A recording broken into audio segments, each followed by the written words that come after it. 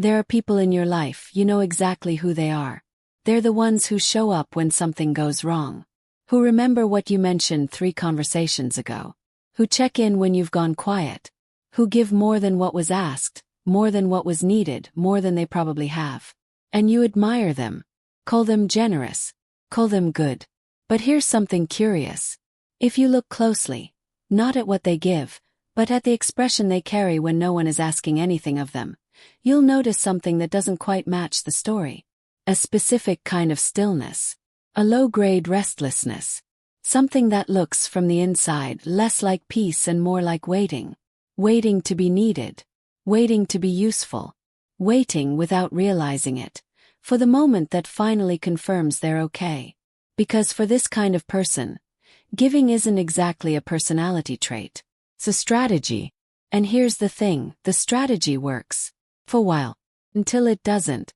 Researchers at the University of Michigan, including psychologist Jennifer Crocker, have spent years studying something called contingent self-worth, the way certain people's sense of value becomes structurally tied to external performance, to being helpful, to being capable, to being needed.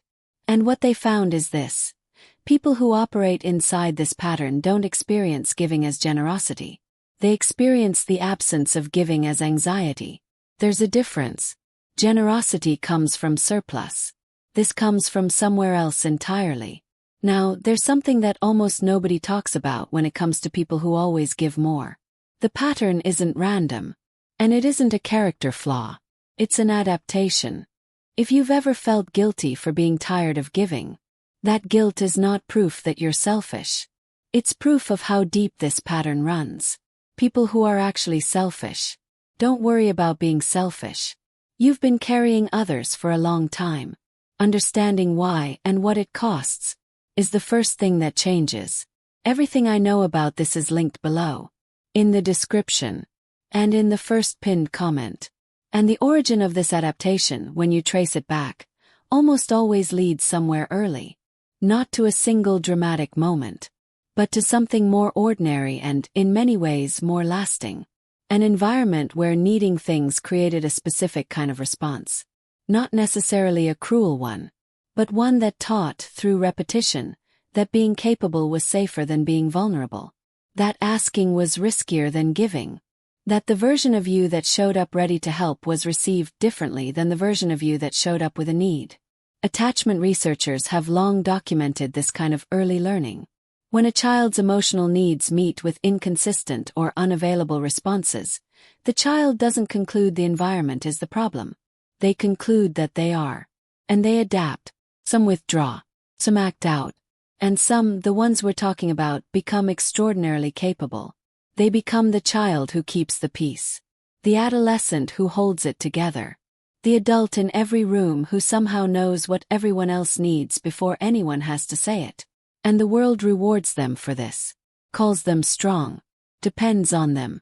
Needs them. And being needed, for someone who never quite felt safely chosen, is the closest thing to belonging they know. But here's where the story quietly starts to cost something. Because the loop doesn't satisfy. Just continues. You give. You're needed. The need confirms your value. So you give more. But nothing closes. Nothing permanently fills the place where something should have landed years ago. And so you keep going. Not because you're overflowing with love, but because you've never found another way to feel safe inside a relationship.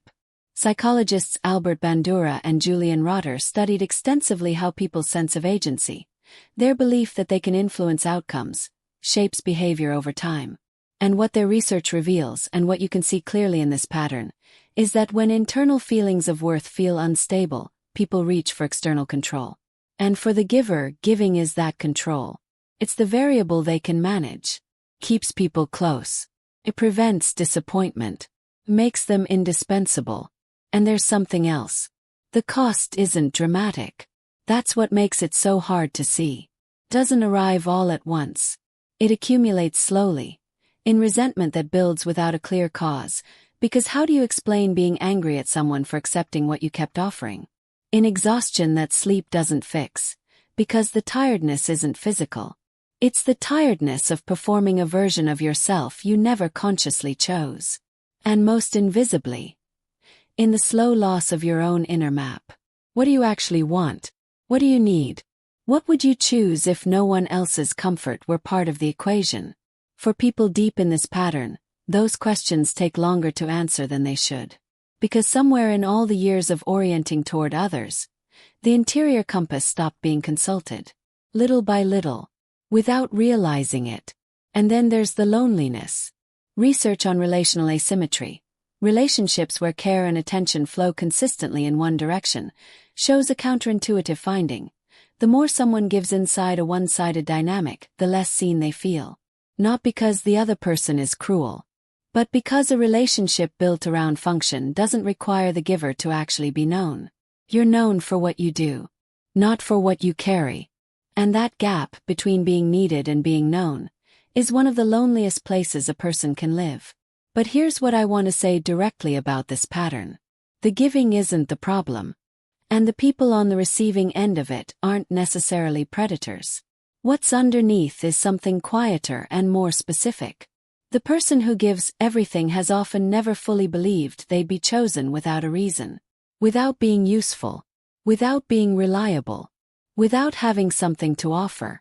So they keep offering. Because offering is what they know how to do. Because the alternative, simply existing without a function, without being needed, without earning their place, has never felt entirely safe. And that isn't selfishness. That isn't brokenness. That's what it looks like when someone spends years trying to love people using the only vocabulary they were ever taught. There's a difference between people who love you and people who need you. People who love you want to be around you, even when you have nothing to give. People who need you, you'll notice, are a lot harder to find when your hands are empty. If that distinction just landed somewhere in your chest, I go much deeper into it in what I've linked below, in the description, and in the first pinned comment. Now I need to speak to you directly.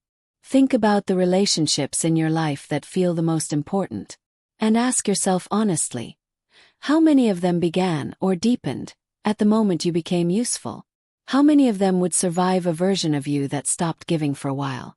Not forever. Just long enough to find out who stayed. And here's the harder question. When was the last time someone showed up for you? Not because you were in crisis, not because they needed something in return, but simply because they wanted to be where you were. If that question takes longer to answer than it should, that's not nothing. That's information. Not about whether people love you, but about what kind of love you've been allowing yourself to receive. The people who give everything and receive nothing aren't saints. They're not broken. They're people who learned very early that being needed was more reliable than being loved. And they built a life that confirms exactly what they already believe. If something in this video made you see yourself in any of this, I want you to hold that recognition gently. Not as an accusation. As a beginning. Because here's what's also true. Patterns that were learned can be unlearned. Not all at once. Not through a single decision. But slowly, in the small moments when you notice what you're doing, and pause long enough to choose something slightly different. That pause is where everything starts. If this video put words to something you've been carrying for a long time, tell me in the comments. Tell me one thing you recognized in yourself today. I read every single one. And if you've been here before and keep coming back, you already know what this channel is. Subscribe so you don't miss what's next. Because the next video is going to take this somewhere most people never think to look. The people who give everything and receive nothing almost never end up in that pattern by accident. Think about that.